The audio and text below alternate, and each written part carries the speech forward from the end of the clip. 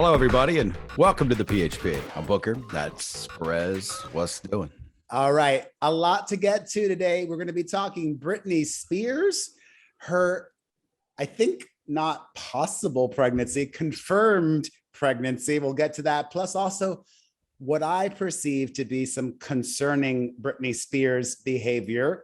Also, Ben and Jen's second engagement, Lopez and Affleck, JoJo Siwa dissed, Ezra Miller pissed, and so much more. All right, let's get to it.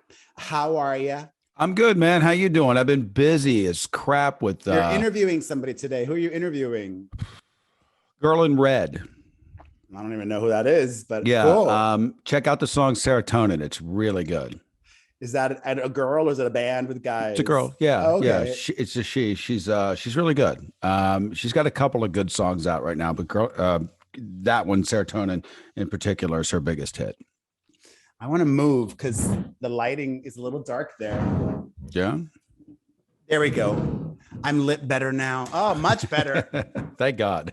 Yeah, I need to look good. Hello. I'm good for the most part. You know, I got 8 hours of sleep last night. I had a great therapy session yesterday. I've been so consistent with my healthy eating and going to the gym. The only dramas in my life are with parenting, and that's to be expected. Anything good? Anything juicy you can share? Yeah, even my own sister criticized me for this. Oh God, now I'm gonna get whatever. You know what? You don't have to agree with me. I made a video where I was taking my son and my youngest child to Target to go buy presents for their sister's birthday, which is coming up. Okay.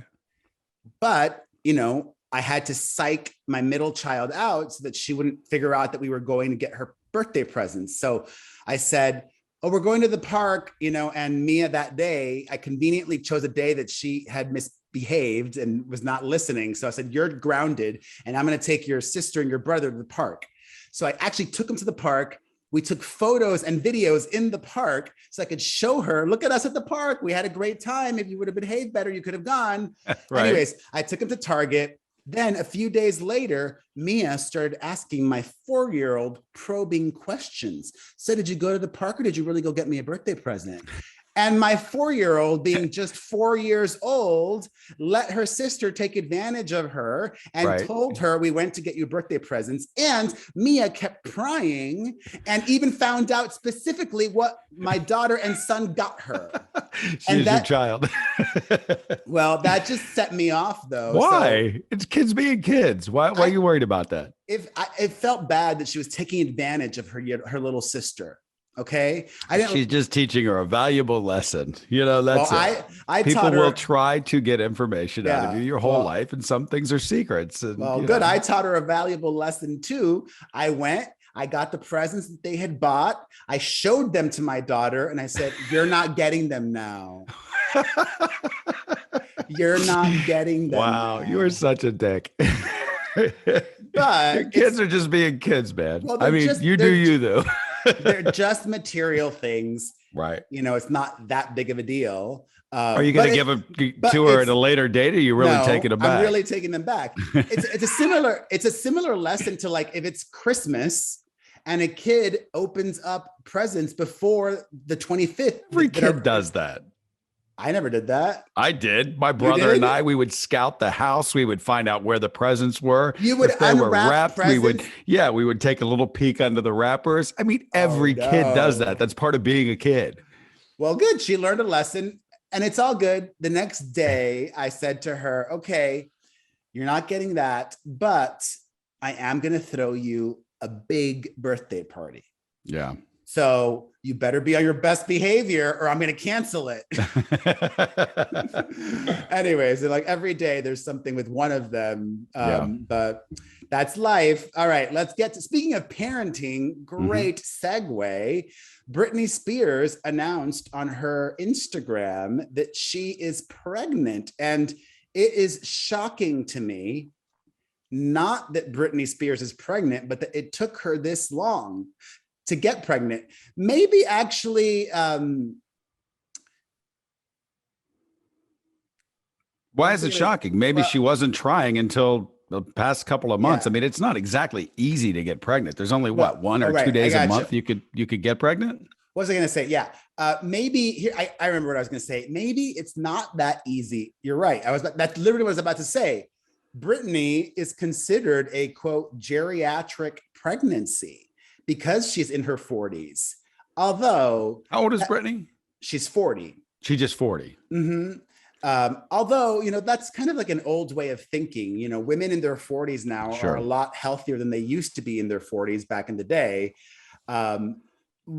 What is surprising is that it seemed like Britney literally just found out she was pregnant, took a pregnancy test when she was on vacation, and told us right away. Mm-hmm.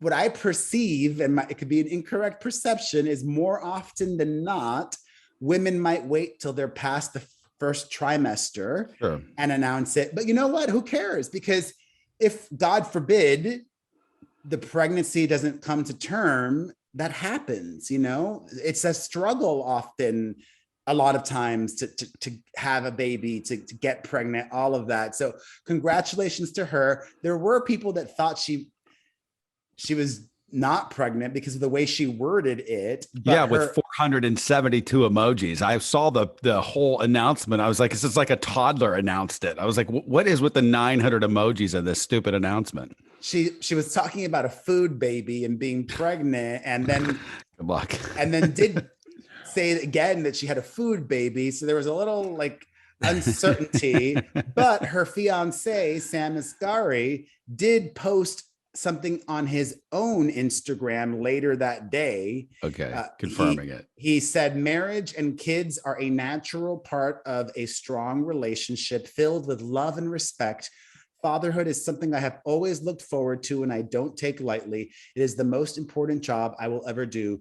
And in the wake of that, Britney has also posted more about being pregnant. Like just yesterday, she posted herself trying on all these different crop tops and revealing fashion outfits, and said something along the lines of, I better wear this while I still can. Mm-hmm. Although Rihanna has been pregnant and showing off that bump everywhere. Yeah. She did like a high fashion shoot I saw yesterday. It was gorgeous. On the cover of Vogue. Vogue, yeah. Looking great. Very pretty. Yeah, I loved it. However, while that's great news, this is shocking to me. I shared my opinion about something that Britney Spears did that I thought was concerning and inappropriate. And so many people were justifying her behavior, excusing it, and making it seem like no big deal. Let me tell you what happened. This sounds like Perez being the police again of other people. This should be good. Yeah. In this instance, yes, because okay, what'd you do? To me, this is black and white. There's no gray here. Okay.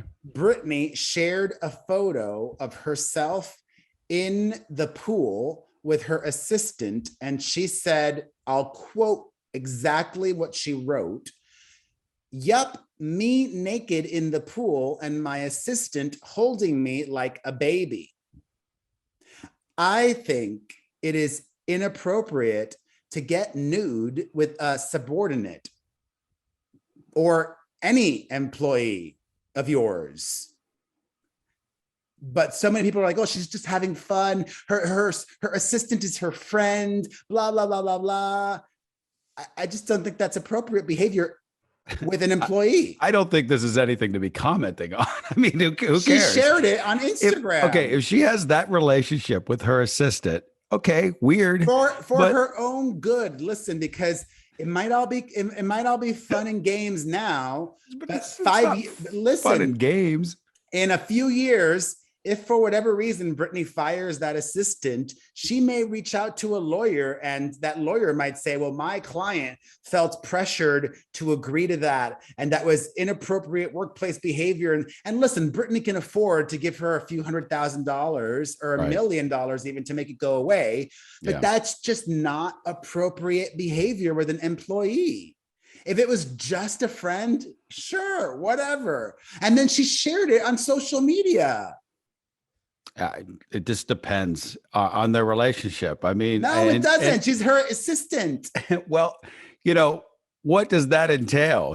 Dressing her, she would see her in various stages of nude from time to time. Look, in theory, I can't really argue with you because if you just made it black and white, should a subordinate, an employee, should they be nude in the same setting? In the No, pool. right.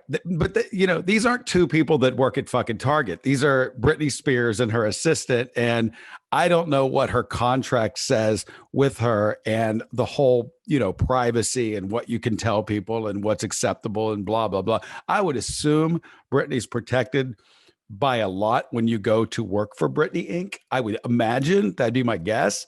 Okay, But it is odd. yes. Okay, I'll give you that. It's very odd. She probably is protected, but this is something that Britney shared herself publicly that can be used against her. Well, depending on, like I said, depending on the Not agreement it doesn't that she matter, no. has. Well, it depends on what the agreement says. What would the agreement say that could make that okay? Oh, Britney might perform some illegal behavior, or you're okay with that? A judge will toss that aside and be being like, naked is not an illegal behavior in your own is house, with your especially boss.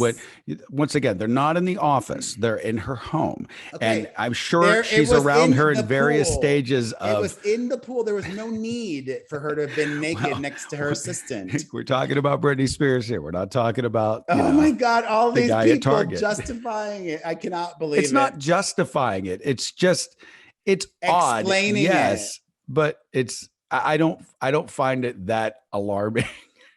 I just don't. It's Britney Spears. I think the assistant knows what she has gotten herself into and is fine with it or wouldn't do it. Although, you know what, another thing. I mean, once again, this person seems to be a willing participant in this. Well, that's what I was going to get to. The other thing is the assistant and being a willing participant. The assistant is a little bit too much of a willing participant. I don't know if the assistant. Look, Perez, she's a grown up. She's 40 years old. If this is how she wants to conduct her behavior and her assistant's cool with it, everyone else should just pipe down. I don't want to say that the assistant is a bad influence on Britney, but I am cautious with this new assistant because she's somebody who's had a little bit of fame in the past. She used to be in that band Cobra Starship. Really? Yeah. That's Britney's assistant? Yeah, Vicky T from the band Cobra Starship. Now she's working as Britney Spears' assistant. And of course, she has her own social media. So some people might think, oh, she's just using Britney for clout. And Britney might be easily taken advantage of. Just putting that out there too. All right. In happier news, congratulations to Ben Affleck and Jennifer Lopez. They got engaged for the second time. And of course, they're letting us know every single detail they of never the learn, engagement. Do they? I really thought this time around they would say, let's just keep this between ourselves. But this just confirms that there's some thirst inside of Ben Affleck as well. I mean, we knew Jen has thirst. I mean, give me a break. But Ben? I would say actually, though, that Jennifer Lopez's thirst is smart because she is monetizing her private life. She announced the engagement on a newsletter that she launched. So she was collecting people's email addresses and data. And it wasn't just a one-part thing. She made the announcement. Then she released another newsletter with a video, then a third newsletter with more details. And Ben actually showed up in that third newsletter. And you know what? This bitch right here signed up for on the JLo.com. So Jennifer's got my email address now, and I'm signed up for her newsletter. Wow. It's fascinating. I love playing psychologist. Jennifer Lopez is drawn to Ben Affleck in my expert analysis because of something in her childhood. And I don't know what that is, but she's drawn to him. Like the third video where she's talking about how he proposed, I'll tell you all, she was taking a bubble bath in her house, and it wasn't anything out of the ordinary. She was in the tub and he came in and he proposed, and my love said the sweetest things. But it's fascinating because there's just something about him that when she's around him, he makes her a different person, and she likes that. Like, Ben was taking the video of Jennifer talking about the engagement, and she was just so small and demure. And normally she's just like this big alpha type A personality, but around him, he plays that role. And I think she likes that, clearly. I mean, knowing her, I would almost disagree. I mean, when you're on and you're in the public, you're supposed to be on. The camera's on you and you amp it up. But she's just like anybody else at home. I mean, she chills and hangs out. But she was so small and talking like such a low voice, and like I'd never seen that side of JLo before. It was interesting for me, observing it. Like, anyways, congratulations. This time around, he got her an even more expensive engagement ring. Last time he got her a pink diamond, this time a green diamond, which is way rare. It's rumored to be at least $5 million to possibly $10 million. Wow. And even if she loses, she still wins because she had kept that other engagement ring. And if they don't get married, she'll keep this engagement ring too, like Elizabeth Taylor. And she could open a museum of engagement rings. And what's fascinating That's a fun idea. Why doesn't a celebrity come up with that idea? Like, open the museum of failed marriages. And it's like, you go to, wherever it is, Times Square, and you walk through and you look at all the diamonds from the X's and such. Yeah, it's a fun idea. This is the diamond that Ben gave Jen the first time around. And over here's diamond 1 through 6 for Elizabeth Taylor. And over here is, all these failed marriages with their diamonds would be a fun watch. Go-to. They might have to be recreations because people, like they're not really going to give up their jewelry, I would think. It's just a silly, fun idea. Actually, there is a Betty White auction happening and a tour first of all of her possessions. Her estate is going on sale. She leaves behind no children. By the way, where's that money going to? I didn't see the end result there. I know she's wicked into pets, so I was wondering if it was some sort of pet foundation where it was heading. I don't know, to be honest. Come here. Say hi really quickly. She's on spring break. Maite. Oh, Maite. Hi, Maite. How are you? She doesn't recognize me. Hi, sweetheart. How are you? I don't know her that well. I know Mia pretty well. Are you good? Are you happy? Are you happy? Yeah. What are you doing today, sweetheart? I don't go to school today. She's not going to school today. No school today? Why not? Don't you miss school? Okay, I get sick. You're sick. No, you're not sick. You have spring break. I got spring there. All right, go over there. You're a sweetheart. Bye. All right. Congratulations to them. Like you said, they're doing it all the same exact way. They're, not keeping much private, it seems like. Yeah. I mean, the demand is nowhere. I mean, it's an interesting, fun story for fodder at this point, but, trying to compare it to the insanity that was round one with those two, it was unbelievable, like being around it and in it and seeing things unravel with the movies. And well, it's still a big deal, and especially in Spanish, in Latino, the community, the Spanish language culture, because I'm not saying it's not a big deal at all, but to compare it to what it was the first time around, it was, you had two young people. I mean, it's still a big deal. Like last year when they got together, not as big. It was like, I mean, it's just as big. Listen, when we would go anywhere, there would be just the throes of people everywhere, and people, throwing themselves up against the glass. And I think more today, it's more like a celebrity spotting, like, oh my God, Ben and Jen. Back in the day, it was mass hysteria when we went anywhere. It was insane. It was absolutely insane. It's fascinating though, because going back to that thirst for a second, if Jennifer Lopez, and I love Jennifer Lopez, okay? I really do. And just like, when I gave my honest opinions about her concert on this podcast, I can be honest about this. Jennifer Lopez, if she wanted to, could live a quieter, more normal life. It's not her but gear. She doesn't want No. to. No. Look at Tom Hanks, A-lister. If he wanted to be talked about more, he could. Look at Julia Roberts. Look at Matt Damon. Look at Ben's great friend. You know, like all of these people are A-listers who purposely live boring lives because they want to be as normal as possible. She is the most motivated person I've ever met in my life. Put it to that extent. Okay. She is constantly grinding. She's a fucking worker. She just is. She just I wish grinding. I could open as many doors as she could. If I could, I'd be doing even more stuff. Yeah. Oh my God. I just wonder what the need is at this point, because there's, like you said, there's all the money in the world. I mean, every endorsement that she's done, there's no lack of. She likes it. Yeah, that's what I mean. I just don't know how you could maintain the like for the industry that long. Like, I'm disgusted by it and I'm barely in it. You know what I mean? Like, I just don't get how you keep that interest going, you know? I would love to be doing television, you know, I like it.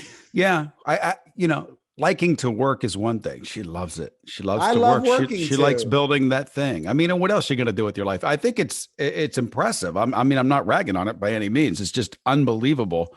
Her drive. I've never known anyone with a drive like her. Never. Holy shoot. Not a big deal, but I forgot to say at the top of the show that we are speaking to somebody that I love at the end of today's podcast.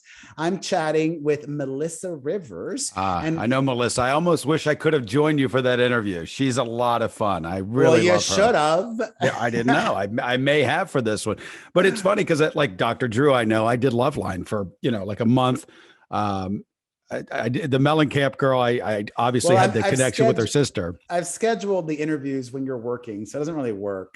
No, it's fine. I would just love to catch up with her. But Melissa's silly fun. Yeah, Let me tell you a fun Melissa Rivers story. People love when I tell stories. Oh, okay. So I was working for TV Guide Channel. And I don't know if you remember when Melissa got that big, huge deal with TV Guide. They paid her a ton of money. I'm sorry, with Joan had the deal, but Melissa also had the deal to work the red carpets for TV Guide Channel as well.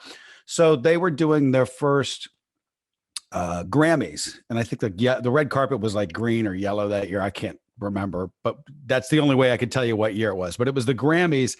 And it was her first year, and I worked for TV Guide Channel. So they asked me if I'd come and be the music person for them because they didn't know a lot about music. So I said, sure. So, they flew me out to Los Angeles, and I was doing a lot of interviews that week. And they had a writing meeting that day. And I'd never been to a writing room before in Los Angeles, which was very cool. It was like, this is wild, like going in and seeing, Joan's team and the people that are around her. It's like 4 or 5 persons, 4 or 5 people and blah, blah, blah, whatever. So we went in and I sat down, and I didn't even know why I was there. Like, am I going to write jokes? I don't know, but she insisted that I be there. The night before, I had interviewed Melissa for the first time for my radio show, because I was broadcasting the Grammys from out here as well. I was like doing 2 jobs at the same time. So I had interviewed her, and I had this joke for Melissa. When we were talking, I said, could you ask your mom if this joke would be okay? And the joke was, because I was throwing to Melissa, and my joke was, Melissa, do you have any idea when your mom's going to die so we could take this show over ourselves? And Melissa goes, my mom's going to think that's fucking hilarious. So we go to the writing meeting, and Melissa's like, first thing she goes, I got a good joke, because we're going back and forth. And she tells my joke, and fucking Joan howls. She's like, that's fucking great. We're using that on the show. You have to use that joke. So we used that joke, which was really great. And there was another instance of that writing meeting that was memorable. I had to leave early because I had to go interview like the dude from Creed or something. So I was sort of like sneaking out of the room. You know what I mean? I was kind of backing out. And Joan's like, where the hell are you going? And I was like, I got to go do an interview. And then she pauses, and Joan to me is the greatest ever. She pauses and she goes, Chris Booker, everybody, and everybody like clapped. And I was like, thank you. And I walked out, one step out of the room, fire that fuck. It was the best. But I love Melissa. She was lovely. She has a tramp stamp. I do know that about her. I think it's like a butterfly or something back there, but she's great. I'm looking forward to hearing the interview. And yeah, she's great. That's at the end of our show after calls. And we even, of course, talk a lot about Joan. All right. Since our last show, the Academy has announced that Will Smith will be banned from the Oscars for 10 years. And I'm thankful that this has put a pin in the story until, like I said, until Chris Rock does his stand-up special. Until something next happens, right? Or until Jada sits down and talk about it on Red Table, or Will sits with Oprah and whatever it might be, then that'll be a bunch of stories about that. And then if it's Chris Rock that speaks first, then Will might respond and apologize again or whatever it might be. So there really wasn't much that the Academy could do because Will had already resigned from the Academy, and convicted criminals like Harvey Weinstein still have their Oscars. So they're not going to take it away from Will because the precedent has already been set. Yeah. So, it is what it is. And it was a learning lesson, a teachable moment for the Academy and producers and everybody there. And just a weird blip in entertainment for us, because that's just something we've never seen before. And hopefully we never see again. I never in a million years, like if you would have put a multiple choice on a paper of crazy shit that's going to happen, I would not have checked that box. I just wouldn't have. We have seen similar situations. I mean, like, Mel Gibson, that was caught on tape as well, yeah, but this was at an award. Exactly. You know what I mean? Yeah. This wasn't him drunk on the PCH. On PCH. And it was completely something different. Yeah. And there have been wild moments at award shows before, but this is an A-lister and another A-lister. And it's not like Kanye at the MTV Awards. This is just this is the Oscars. It's supposed to be, now all of the glow and gloss is gone from it's over. Like they may as well just cancel the fucking show for broadcast. They should say, let's take a break for 10 years and just not even put it online. It's wild because like people don't even watch TV anymore. Actually, going back to something I said a few episodes ago, I don't watch television, but I have still been watching American Idol this season. I don't know why. You're hooked in. I just saw the ratings, and Idol is averaging about 5 million viewers per episode. Yeah, 5 million. And that's considered good now. Yeah, I think it's not like great, but you're right. It's good. And that used to be what a cable show would do, right? Like when I used to work at Entertainment Tonight, an average night on a syndicated show that aired at 7 or 7:30, that show did 8 million people a night. To put it in perspective of where we are, that was a 7 o'clock show. So yeah, I mean, we've really fallen when it comes to television ratings and who's watching, but it's a different world. There is some drama on American Idol. The top front runner dropped out of the show. Her name is Kennedy Anderson. It was probably strategic because she was just so much better than everybody else. She's a star. Yeah. I'm sure that every single label went to her mother and father because she's only 17 years old. Right. She looks like a model, has the most phenomenal voice, and can play piano as well. And they're like, we need to sign her. Kennedy Anderson. That's awesome. And she's like, I'm backing out of this crap deal. That's really great. If you did not watch her audition and Hollywood Week performances, type in Kennedy Anderson on YouTube. And it's like, wow, this girl, they got to just make sure. This is where I could be an asshole at times. All right. Whatever label signs her needs to say, we're not going to give you total freedom, because they need to make sure they get hits. They can't just let her release whatever she wants, because she has it all. She can perform, she can sing, she looks gorgeous. Well, part of having it all is being able to write. I mean, don't you think? When you look at like I'd rather look at a Rihanna. I'd rather you're Rihanna right. had hit after hit, or even look at Selena Gomez. Most of her songs she didn't. Only recently has she started writing her own songs. But I don't know. I think when you're the whole package, you can also write. No, that's all. Write as well. But sometimes, especially like if you're getting all this heat, you don't want to listen to other people, and it's important to listen to the experts. I think it's important to come out with a hit, come out of the gate strong, and make sure you got someone that's behind you, Max Martin, somebody that's writing you a guaranteed, tried and true hit. She needs that because she's got the whole package. And by the way, speaking of dropping out, I'm watching The Dropout on Hulu. That's about the Theranos girl, Amanda Seyfried. Is that how you say her name?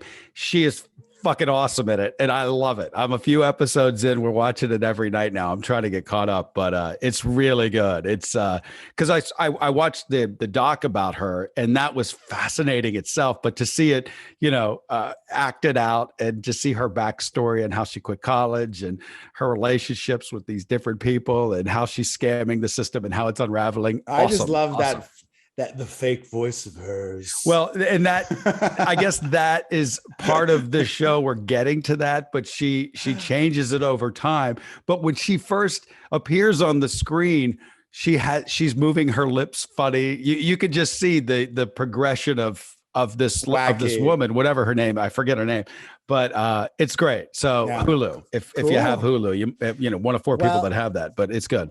Speaking of Hulu, the Kardashians show on Hulu premieres tonight or tomorrow, whenever you're watching. And I am having PTSD and flashbacks to 2015 when I just was so fed up and over the Kardashians that I started this thing called the Kardashian cleanse, where I wasn't going to talk about them. And wait a minute, that was that long ago? Yeah, 2015. Jesus Christ, we've been doing this show forever.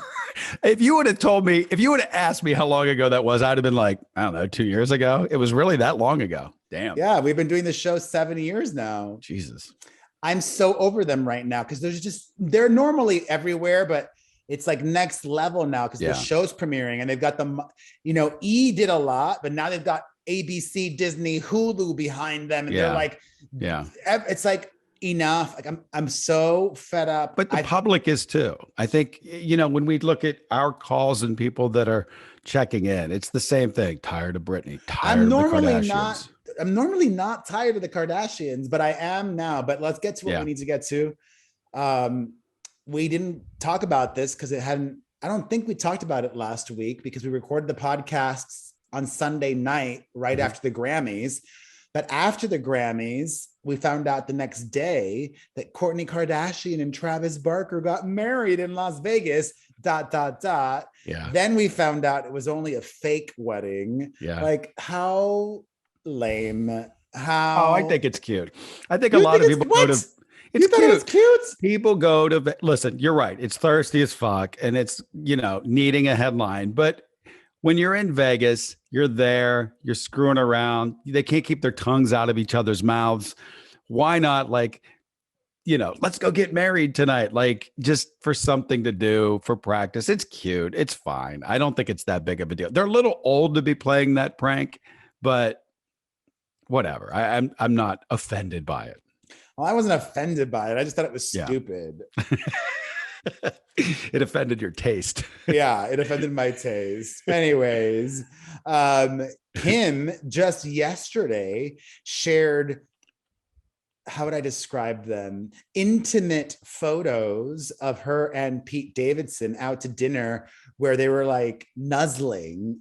I saw those, yeah. She captioned it late night snack.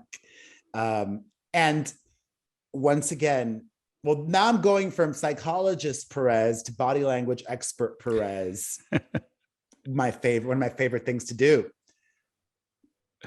We all know that these two are not going to last, but they're having fun. I think Kim deserves fun. He's having fun. He's as thirsty as Jennifer Lopez and loves the attention and loves being part of a power couple and being written about. Mm-hmm. But it goes back to something I've said, and the photos just verify that. I said a few episodes ago that Kim and Pete have really bad sex, and I will die on that hill. I need to see the sex tape because I guarantee you they are like fishes in the sheets. Like they just have awful chemistry. Like everything about them together is like, it doesn't make sense physically. Like she might pretend she's faking orgasms. I guarantee it. She is faking it for him. Move on. This is ridiculous. Anyways, in other Kardashian Jenner news, Kim met Pete Davidson's grandparents on Staten Island. So they're super serious. Kim's ex-husband, Kanye West, dropped out as a headliner at Coachella. And you know what? If you guys learn anything from our podcast, it is what I've said before, the power of being an A-lister. When you are an A-lister, you can get away with anything and everything. Mm-hmm. As a B-lister or a C-lister or a D-list musician, if they pull out of Coachella at the last minute, they would be blacklisted and never allowed to perform at Coachella again. Kanye pulls out of Coachella at the last minute. All right, we'll see you next year. I'm sure Coachella is like no big deal.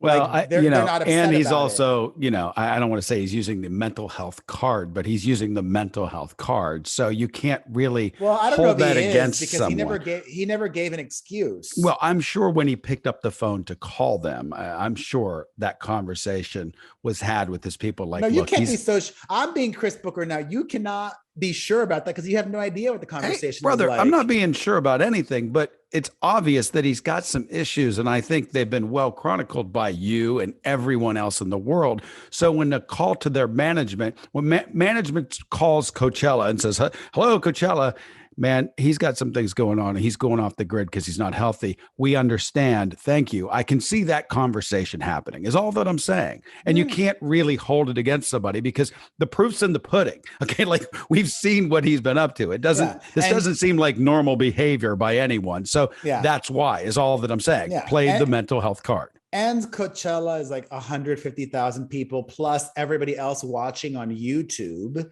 I'll be watching Harry Styles on YouTube Friday night. So, the organizers definitely did not want a disaster, embarrassment of a performance. And they replaced him with Swedish House Mafia with The Weeknd. Like, what's that about? I don't know. That is kind of interesting, right? I don't know what that looks like. A mini set of The Weeknd during a Swedish House Mafia set, I'm guessing. I don't know. I don't know how they put that together, and I'm sure they were scrambling to do it. But Coachella is such a scene that it doesn't matter. Perez and Booker could have been on stage for Sunday night. It doesn't matter. It's all about the scene. It's all about hanging out. It was Doing cool. drugs. They got someone. Yeah, do your drugs, man.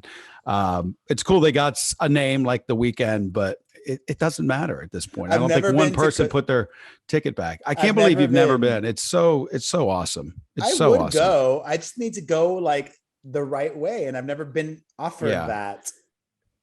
Like I need an artist pass. Yeah. You need the artist pass. If I get an artist pass, I will fucking go to Coachella. See, I'm so spoiled now, and I'll just admit it. I'm spoiled. Like if I had a GA Coachella pass, I would literally give it away. There's no fucking way I'm doing that. I need that parking that's right into the back entrance. I need that artist pass where I can go in the trailer park land. I need to be where the buses are. I need to, I need to be in the good place to drink. I'm not going out there and fucking Gen Pop. No. What am I? Normal? Anyways, speaking of Kanye, he took and grandparents, Kanye took his new girlfriend to meet his grandmother for her 85th birthday. And I think that's wonderful that Kanye is spending time with family. Good for him. And he's also on vacation or just went on vacation with the same new girlfriend, Shanae Jones. Is this the one that looks like Kim or dresses like Kim or whatever? Yeah, I mean, I couldn't care less, but they went on vacation in Utah at some real fancy resort there. All right. In other news, JoJo Siwa was not invited to the Kids' Choice Awards by Nickelodeon, and she was very upset by that. She said, I don't want anyone to think it was my choice not to go. I simply didn't get an invite. And she was nominated at the Kids' Choice Awards and didn't get invited. Well, there's some beef going on there. Something's happening behind the scenes. She had a years-long relationship with Nickelodeon, which I think isn't in place anymore. Yeah. And last year she called them out publicly for some behavior professionally that she did not like. However, if she's nominated, they should have invited her. That was really uncool. Yeah. I mean, just don't bother nominating her then. You know what I mean? Like, yeah, that's a fake the point. Like if you nominate someone, the expectation is that they're invited. So I don't know, whatever. It's good drama for both of them. Maybe she'll get the last minute, or has it happened already? It probably has happened. Yeah. Oh, that was the slimy thing. I did see that. I have to repeat what I said. It's a fake award show. Doesn't matter. The right. Nickelodeon Kids' Choice Awards is not a real award show. I was next to her at the bottom of the hill the other day, and it's just so awkward because she has that car. She's got this Tesla that has her face on it. Nothing but her face. And she has a couple of these cars. And she drives it around. That's the weird thing. Like she literally pulled up next to me right on the corner of Van Alden and Ventura. And she was turning left and I was going straight. So we're at the red light. Did you say hi? Well, the windows are kind of tinted, but you can still, you know what I mean? Like they're not completely blacked out. I mean, you see what she's driving. Right. But I was just like, maybe it's an assistant or somebody else. You know what I mean? Like maybe it's a family member or somebody else, somebody that she knows, blah, blah, blah in the car. So I give it the look over, like, sure as shit, it's her. And I'm like, this is embarrassing. Like, how do you fucking drive a car around with your face on it? Like, I don't like, I just wonder what the psychology of that is. And I get it. She was a kid, but she's what, 18 now? I mean, so I don't know. Maybe it's just commerce. Maybe it's a write-off. She's a branding machine. It's wild. Branding. I mean, it is like wild Angeline. To pull up next to her though. Like, what do you? Yeah, Angeline. Yeah. Although I'm maybe it has happened and she just hasn't shared it. Like, I would think some a-holes might like just put a hole in her tires or something just to be assholes, but I haven't heard about that happening. Anyways, from JoJo Siwa getting dissed to, actually, you know what? Some good news though. She got dissed by Nickelodeon, but she got a new job. And I would say almost an upgrade, from cable to terrestrial television. She's going to be one of the judges on the revamped So You Think You Can Dance on Fox. So good on you, JoJo Siwa. Broadcast TV. How about Broadcast, yeah. Speaking of being dissed, Pink was dissed recently by Rolling Stone magazine. And really? Well, sort of. I'll explain to you what happened and then share her reaction. She was maybe snubbed is a better word, and she viewed it as a diss and not a snub. But the Grammys happened not that long ago, and Rolling Stone came out with a list of the best Grammys performances, and they did not include Pink in that list. So that pissed her off. Now that's the one, by the way, where she was hanging to the side of the building, and then right? got both. Well, she's performed many times. Right. She did the hanging by the side of the building once down by Staples, which was wild.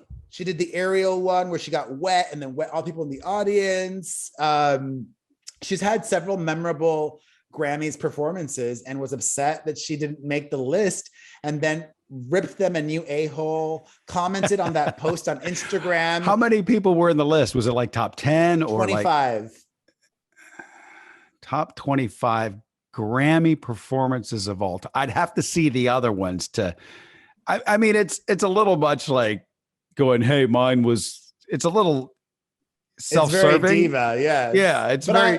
But I don't that was kind of necessarily rock of her. Yeah. I love Pink. She's a part of the Ohana Festival this year, which is kind of weird. She's like the Sunday night headliner. Ohana Festival? Yeah. And that's like Eddie Vedder. It almost seems like old people in chairs by the beach at this point. But I believe she's on the Sunday night portion of it. And I saw that on the the big sticker there. And I was shocked to see Pink on that. I get that right? It's in Dana Point. Dana Point. So it's like a little south of here. It's between San Diego and Los Angeles. That's a great. That's a. We might. Ooh, let's go. It's Pink. It's also Stevie Nicks. Stevie Nicks is the Friday night show. Pink is the Sunday night show. Eddie Vedder, I think, is the Saturday night show.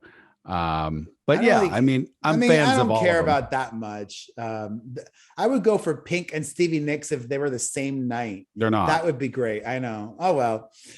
Well, cool. So yeah, she didn't make it on the list. And she's like, "Blah, ha, ha, you guys have been irrelevant since 1990. And then literally, she's like, give me a fucking break. Do your homework. You don't have to like me or my music or anything about me. And believe me, I could give a shit, but this is the biggest. She could give a shit. She's penning a soliloquy about this. It sounds like she gives a shit to me. But this is the biggest sellout in fucking history when it comes to a publication we all once trusted.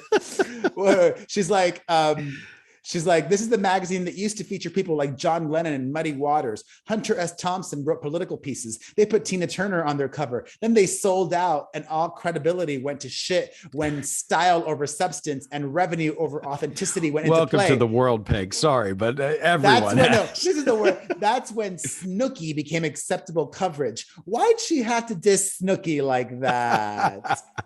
Well, we love Snooki. I think it used to be about music. I think is her point, and then it became about pop culture. Did she have to single out Snooki and make Snooki feel bad? It's a good example. And it's not saying Snooki's an asshole. It's just saying Snooki is pop culture, not music. Snooki has nothing to do with music. That's her point. Anyways, from JoJo Siwa and Pink being pissed to Ezra Miller being dissed. There we go. To Ezra Miller being pissed, like literally like the British way, pissed, like, I don't even know if he's drunk. But that poor guy, or no, not guy. He does not identify as male. I don't even know who you're talking about. I have no idea who this person is. Who is this? People who love movies know who he is because he's a big movie actor. Who? He's in the Ezra Miller. He's in the Fantastic Beasts films. He's also the Flash in the the DC universe, the superhero, the Flash. He was arrested and had a restraining order. They were arrested and had a restraining order filed against them. And now Ezra was just seen at a bar in Hawaii, like dancing. I could hardly care. Like they were under the influence of something. I don't know. So what? Well, that's a big story for people who care. A lot of people care. A lot of people watch movies and care about him. Well, that story was for both of you. All right. In some TV news, Dancing with the Stars is moving to Disney Plus. No kidding. After 16 years on ABC. So I think maybe that could be a good thing. Like that could give them the freedom to air the show live on the West Coast as well as the East Coast, and I think that could be cool.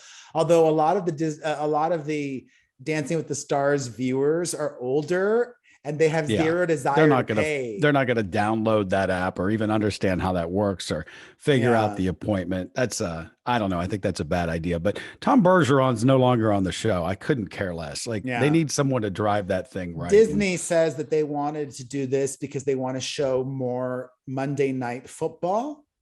So they're blaming it on football. And they also want to. Well, that is something that people actually watch. They also want to just develop new shows. On to some music news. This is surprising to me. Camila Cabello has a new album out.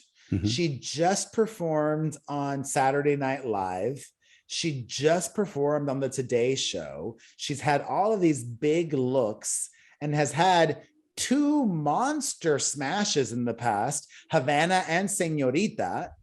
And her new album isn't even expected to debut in the top 10. That's embarrassing. She's projected to debut at number 13. And I don't even know some of the people in the top 10. Like expected to debut at number 10 is this guy, I think, or an act called Fivio Foreign. Have you ever even fucking heard of Fivio Foreign? No. That's just how fragmented the world is now. I mean, these subsets of culture and music, But they just pop up and then they go away. But congratulations to the Chili Peppers. They are debuting in the top 10. Yeah.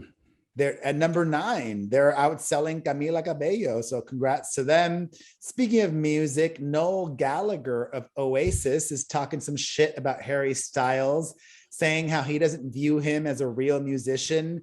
And I think I'm having deja vu because that was the guy from Blur who was talking shit about Taylor Swift. Right. David Albarn, yeah. Right. Now it's fucking Noel Gallagher. It's like these old British rockers only get attention these days when they're talking shit about younger artists. They're all salty and shit. How about this? Get back together with your brother and then go perform. And then maybe we'll care what you say. But until then, shut the fuck up. Okay. People like Harry Styles. I like Harry Styles. I love his new song. So fuck off.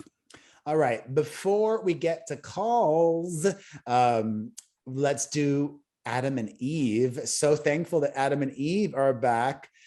If you want to buy something to spice up your intimate life, Adam and Eve has got you covered. And I said what I said very carefully because you don't even need to have a partner to enjoy Adam and Eve. They have many things for people that are single to enjoy themselves on there. And they're back with the biggest discount ever. If you go to adamandeve.com and you use promo code Perez, you can get 50% off almost anything. Damn. They have discreet shipping so that you can, be private with your order. And like I said, you can get anything from lube to naughty stuff to outfits, wear. Yeah. To everything. Yeah. Go to adamandeve.com and enter promo code Perez at checkout for 50% off. All right, let's take some calls. All right. Hey, Perez and Booker. It's Siri from Northern Virginia. I'm just calling because I honestly don't really like the interviews at the end of the podcast. Wait, didn't you play this one already? I just really want to hear you guys and just well, then don't listen to them. Yeah, I don't get that either. Like, don't listen. It's not like anybody's forced to listen to them. They're literally at the end after the fucking calls. Like, it's like the show hasn't changed 1%, except for we added it on, and don't listen to it. It's like literally, I would understand if the shows were shorter because we're adding, if it changed, but it's not. We did the exact same show. Exact show. All right, let's take another call. Hi, my name's Ann, and I'm just giving some information you guys can maybe talk about or look into. There are some crazy people that hate Olivia Wilde because she's Harry Styles fans. They are now saying that she physically abused him, and it's just crazy. If you go on the Tumblr, Olivia blogs, the people that just hate her, it's just awful. There has to be some type of libel thing. Go ahead. What's weird is I've tried to have conversations with these people. It's impossible. Because they're convinced that this is a fake relationship. Right. Well, that's one. I had not heard that theory that she abuses him, but most of them believe. I believe that one for the record. That's the one thing I believe. Oh, shut up. Most of these fans, Harry stans, I wouldn't even call them fans, they're stans. They think it's a fake relationship for publicity. Yeah. And they're just convinced that he's gay and in love with Louis Tomlinson from One Direction. And I'm like, you guys don't really believe this, right? Like you're just like hoping, right? Like you're just shipping it, but you don't really believe it. And like, no, they really believe it. It's insane. Yeah. Welcome to the internet. Here we go. Another call. Hi, my name's Ann, and I'm just giving some information. You guys. Oh, I'm sorry. I just played the wrong one twice. Sorry about that. Hold on. Sorry. Here we go. Hi, it's Claire from LA, and I just gotta say, I really enjoyed the Heather McDonald interview last week. Oh, thank you. I love her podcast, and I just gotta say, maybe you guys should go on to her as a guest star or something, because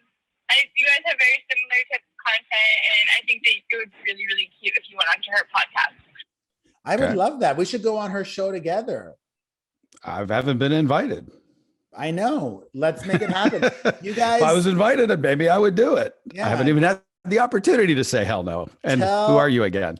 Tell Heather that you would like us on. And if she asks us, I don't want to like invite myself on her podcast. You know what I mean? But I would love to do it. I did it once and it was great. And it would be great to do it with Booker. So if you all DM or tweet or message or comment on Heather McDonald's social media, let her know that you want us on her show. We would love to do it. Yeah. I would love to be hated on yet another platform.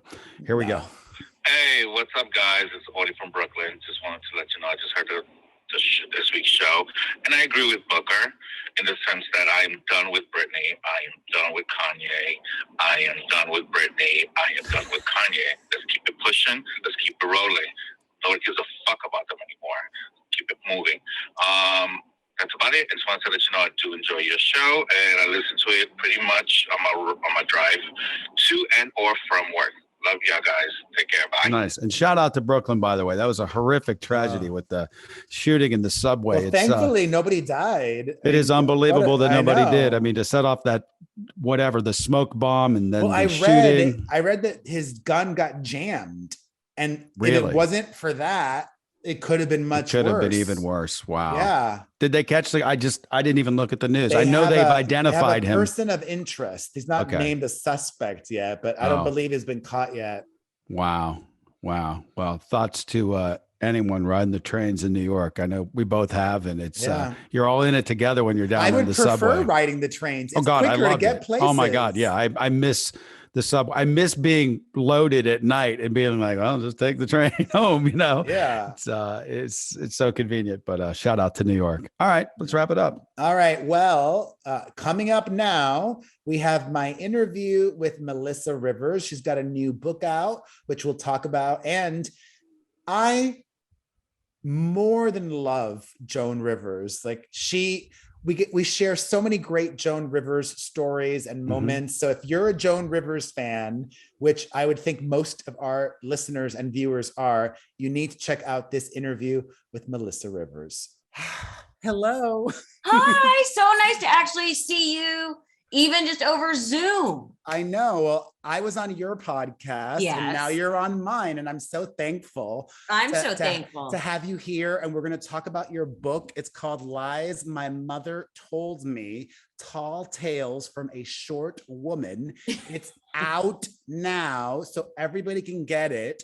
But first, you need no introduction. I already introduced you. I had the true pleasure of being two times on the reality show that you did with your mother. Yeah. And God damn, your mother was such the hustler and hardworking. She also had a web show before everybody else had web shows. Yeah. She did In Bed with Joan, and I did an episode of that. And she was just like pure sunshine, truly. Like whenever I would see your mother, she would ask me about mine. And like she might have just been like making chit chat and being polite, but it seemed like she genuinely cared. And she would always send me home with her jewelry to give to my mother too. Well, she always loved, and you guys talked about that the very first time you met. She always loved your relationship with your mother. Because at the first time we met was right when Perez Hilton, in quotes, the character of Perez Hilton, shall we say, was just starting to peak. And you guys had just like this lovely, real moment where you started talking about your mom and how close you guys were. And I think your mother even may have been there. Maybe. And it was at your old house. Oh, wow. And she was so touched by the realness of your relationship and the closeness and how proud your mother was of you. And also, and I'm saying this in the best possible way, you are a mama's boy. Yeah. And we're so happy to be sharing your success with your mom. Mm-hmm. And she never forgot that. That really was such a real moment. And I loved your mother for many reasons. I found her not just to be funny, but also really inspiring. And like when I saw that documentary, A Piece of Work, I like to be honest. It both was eye-opening and continued to inspire me, but it also made me a little sad. Did you get a sense of sadness from watching the documentary? Like, do you think in that period of her life when she was filming the documentary that she was happy? I actually do think she was happy, but what I liked was because, well, there's a great story behind the documentary, who was made by this amazing documentarian, who turned out to be the daughter of my mother's best friend. And my mother had no idea that Ricky Stern and her partner were huge documentarians. And I remember my mother calling me going, oh God, what am I going to do? Margie's daughter wants to make a documentary. You know, Ricky, the one who does documentaries, like, oh God, what am I going to say? It's Margie's daughter. Of course I'm going to have to do it. And my mother had no idea what a big deal in the documentary world Ricky was, because to her, she was Margie's daughter. And then it turned out to be a really sensational movie. Well, and Ricky Stern's a big deal in the documentary world. And it just, that always struck me as so funny, because her, you know, just as Margie sees me as my mother's daughter, my mom always saw Ricky as Margie's daughter. Like, you know, no one ever sees the sort of the professional side of someone's children necessarily. Well, and especially, you know, your mom was many generations older, so she wasn't keeping tabs with everything that the daughter was doing. Right. And so I think in that sense, it was such a personal project because it was really within the family. So do I think she was happy? I just love that backstory though, because my mom was always like, oh God, it's Margie's daughter. What am I going to say? I think she was happy, but I think what people got to see was that it's not all glamour. It's not all work ethic, that here's this woman that's accomplished so much and still feels like she hasn't done enough and she hasn't necessarily achieved her dreams. And I think there is a sadness about that. And a lot of performers responded to that feeling that people don't talk about. Well, I mean, I still think about it. I'm like, I think I'm happy, but I want to be even happier. And those are important conversations to have. And one of the best lessons that I took away from that documentary and your mother was the importance of just saying yes and just keeping working. You know, she's like, I forget the exact quote, but it's like, if so long as they meet my rate, as they give me my quote, I'll be there and I'll do that. Because like personally, for the longest time, you know, like anybody in show business, when you're hot, you think you're always going to be hot and you think your shit doesn't stink and everybody's shit stinks. And there's a period in my career where I would say stupid shit like, that's not good for my brand, or that's lame. And I was judging the work. Who cares if something's lame? If there's an audience for it and if people want to see it and if it's going to pay you, fucking do it. You know, so, it's you do the work. And there's a lot of amazing actors. Like you look back on like a Michael Caine's career, who always just talked about it's work. It's my job. You know, it's wonderful if you get to be picky and choosy and you know, and that, but it's work. You do the work. And I loved your mother so much. I think I even went to one of her very last ever stand-up shows. I think it was like a week before she passed, at this basement comedy club on 42nd Street. Yeah, Joe's Pub. No, not Joe's Pub. Oh, I forget the name of it, but it was like this on 42nd Street between like 9th and 10th. It was underneath the restaurant. The West Bank. Yes. I saw her at the West Bank Theater like a week before. And one of the other many things I loved about your mom is that she always kept it real, or at least it seemed that way. So yes, in the spirit of transparency, I have 3 children and I have not read your book yet. But are you releasing an audio version for people like me that are exceptionally busy? Yes, I am. And I actually read the audio version myself. I love that. Is the audio version out now as well? Yes. Yes. So if you're busy and you know you don't have time to read, plop the audio version in your car or when you're cooking or cleaning or before you go to bed, and you can enjoy it that way. And you can listen to my squawk of a voice trailing you in your headphones. You know what? I don't know if you experienced this as well, but I released my memoir in 2020, and that process was fairly easy. You know, that everything, it took a long time, but it kind of just poured out of me. But when I went to record the audiobook, that was really difficult, like it just like made it so real and present and draining. And I was having to grieve afterwards, and it just really, it messed me up, but made me better as a result. What was the process for you? How deep of you. I did not have that at all. But mine also isn't a memoir.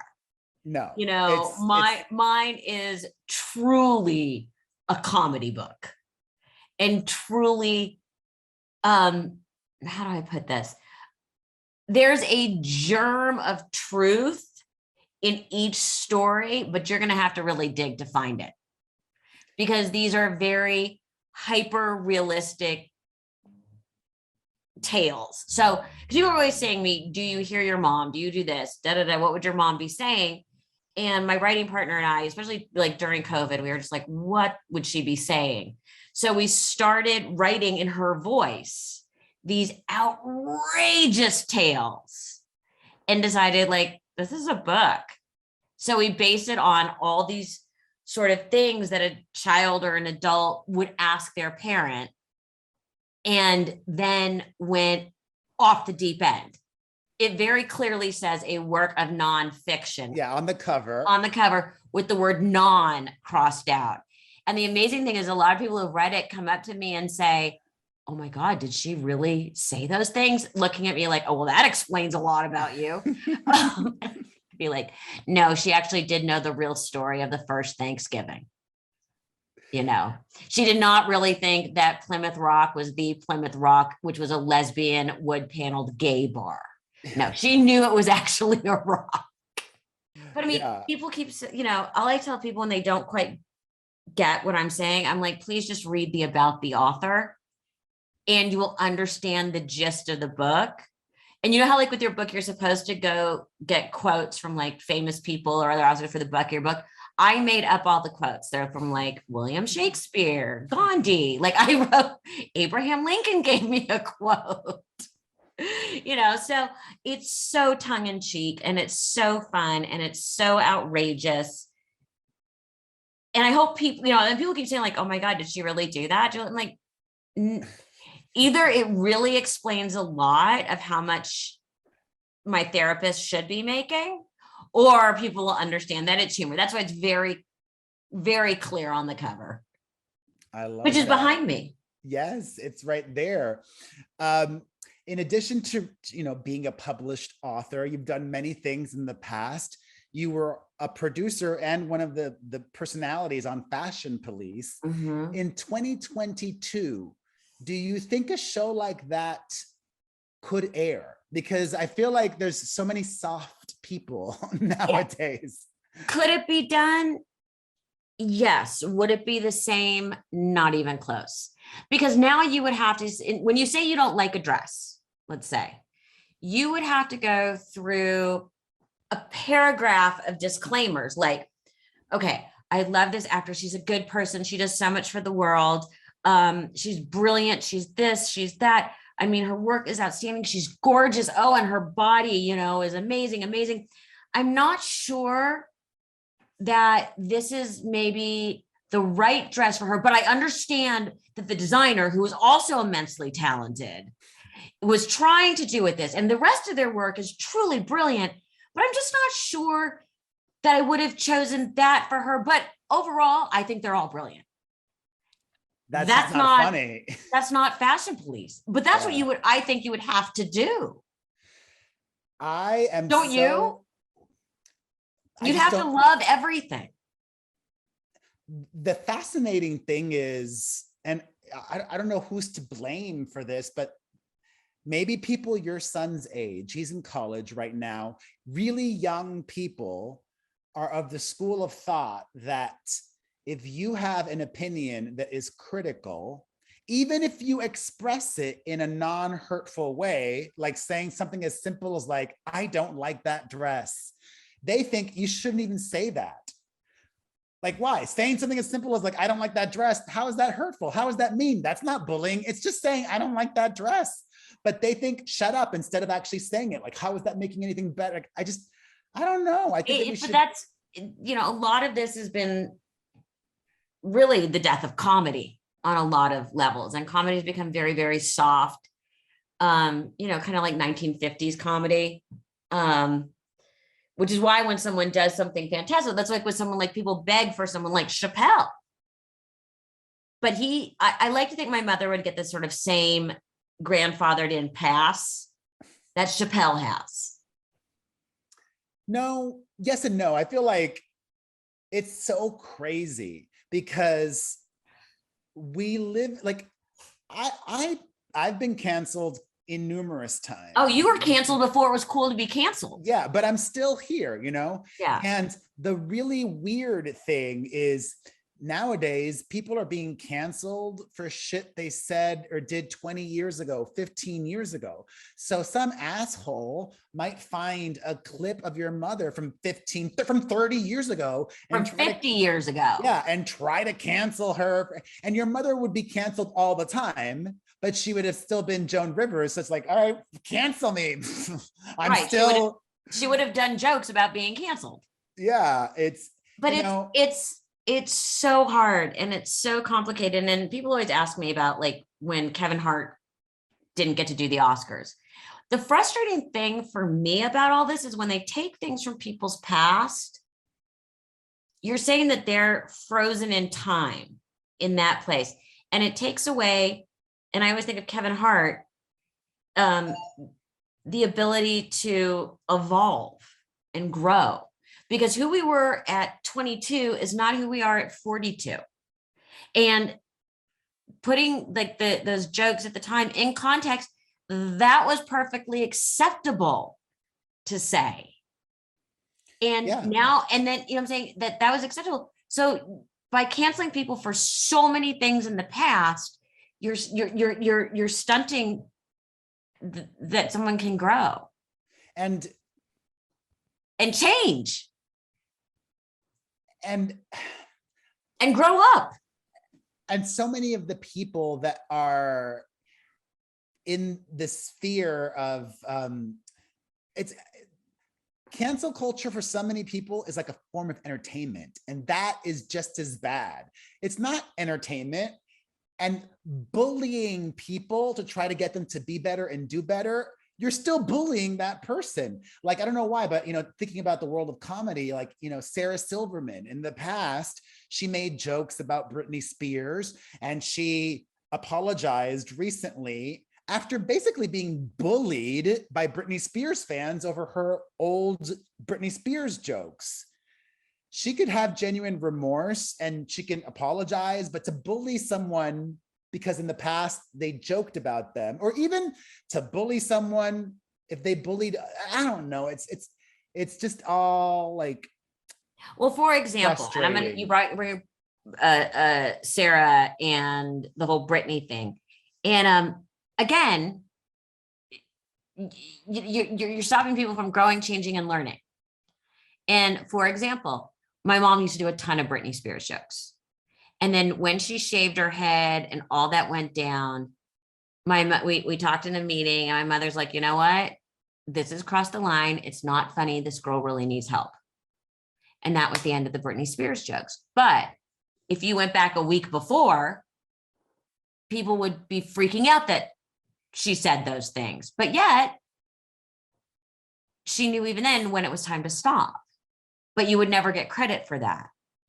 You know, and you can't, again, everything they would find that old clip instead.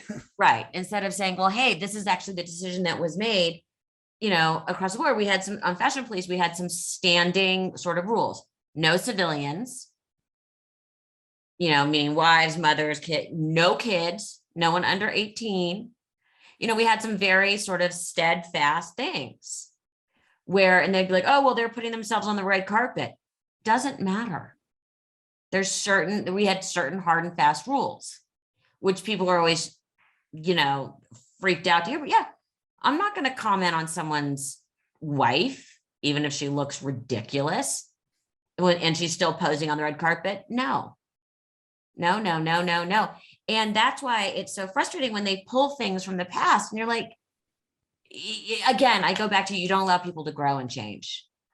And, not so much my son, because of how I've raised him, is Bill Maher always refers to the snowflakes. And it's true. We're telling people that you never have to stand up for yourself.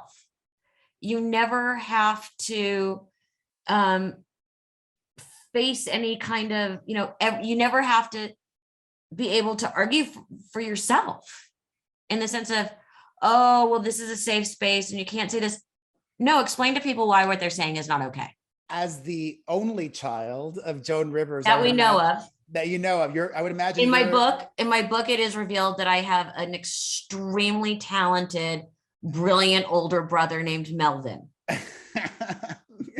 I would imagine, you're the head of the Joan Rivers estate and in, keeping her legacy alive.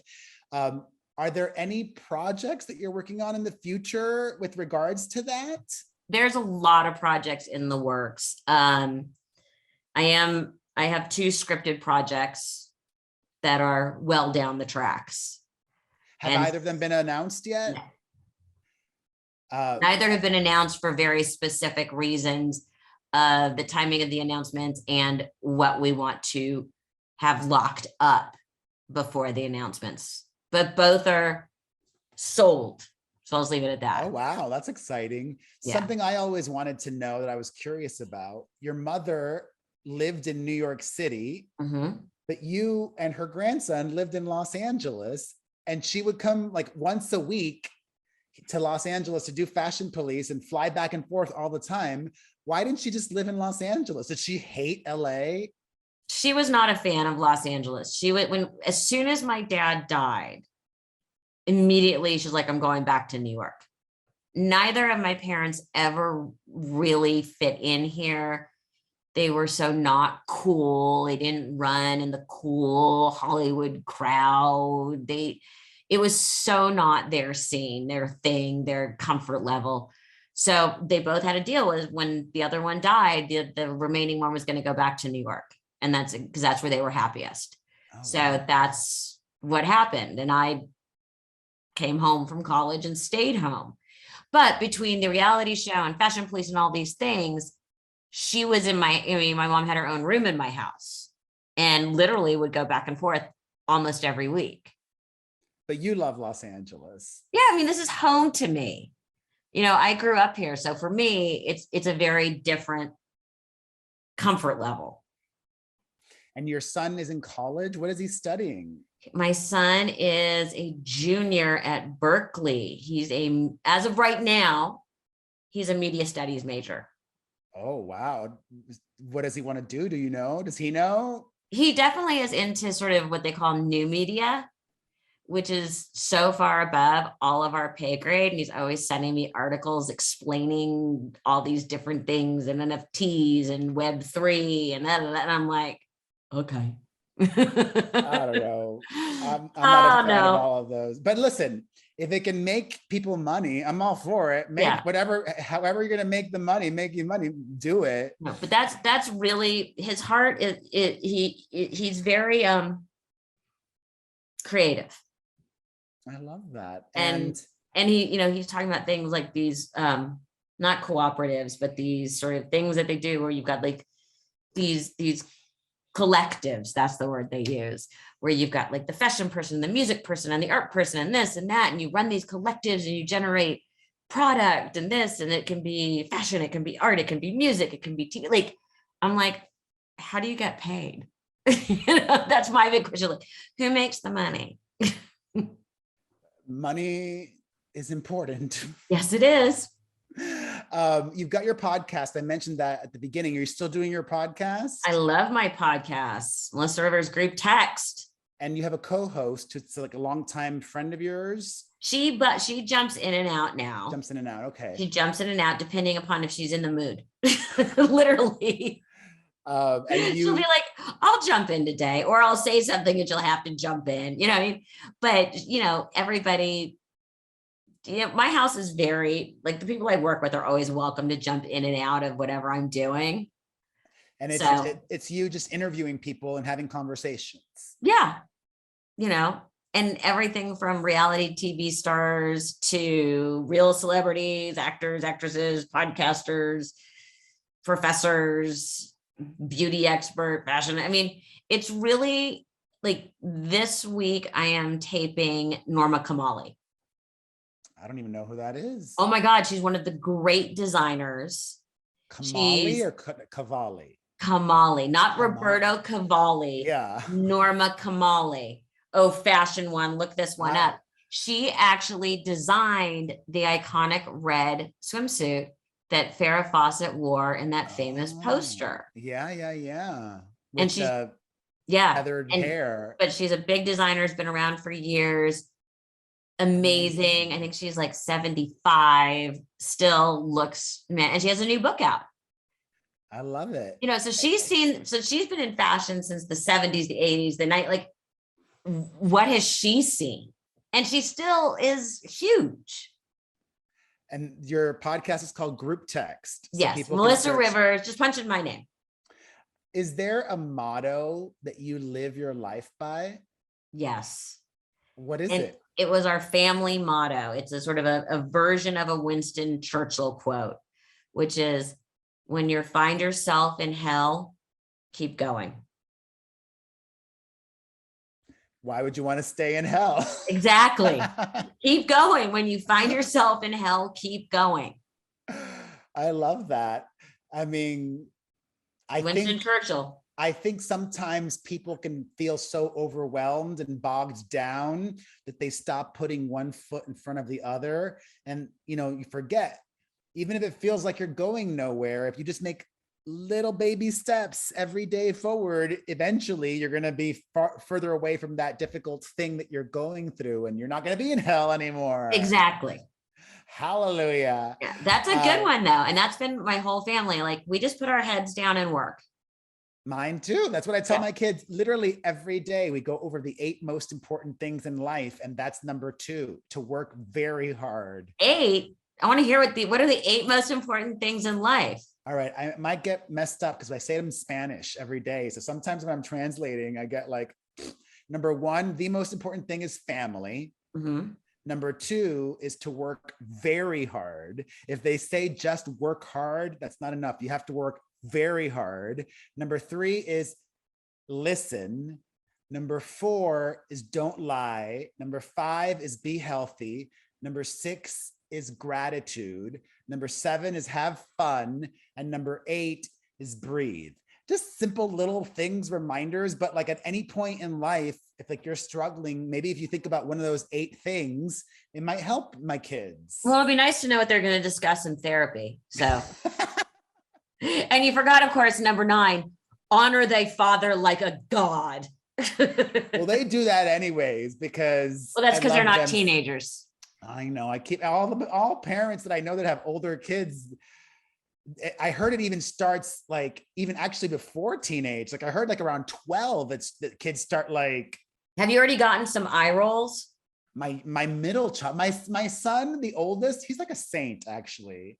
9 years old, is so cooperative, helps around the house. My middle child, Mia, who's going to turn 7 next month or soon, she's just like me. And I was a handful at her age too. So she's the one that gives me all the eye rolls and gives me all the headaches. But I love her. Because she's just like me too. She's very special. Of course. And the youngest?